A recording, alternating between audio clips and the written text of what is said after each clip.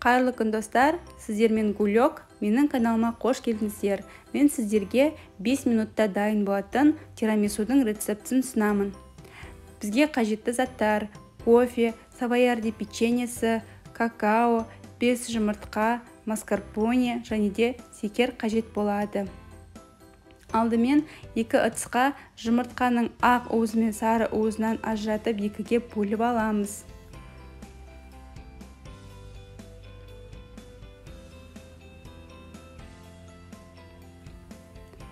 Одан соң сары уызымыздың бетіне 8 шай қасықпен шекерді салып, жақсылап миксерлейміз.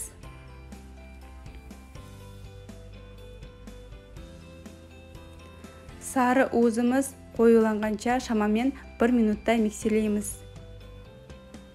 Бізде осындай қою сары уыз пайда болуы тиіс.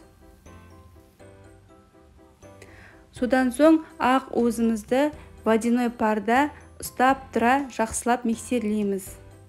Осындай ақ көбік пайда болады.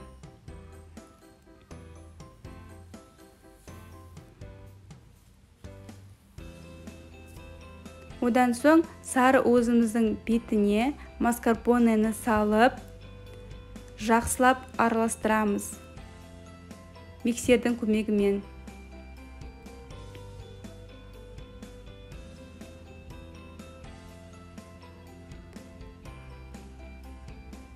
Одан соң бетіне ақ уызымызды салып, біркелкетіп араластырамыз. Қайнаған суға 2 шай қасық кофені салып араластырамыз.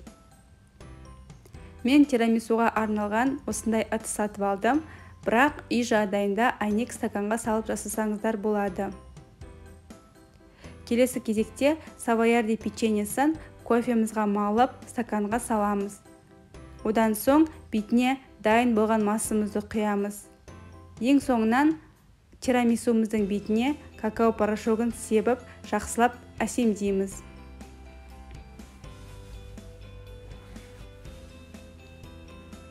Міне, біздің тирамисумыз дайын, өте нәзік, тәтті болып шығады. Сіздерге де жасауға кеңес беремін. Назар аударғандарыңызға рахмет.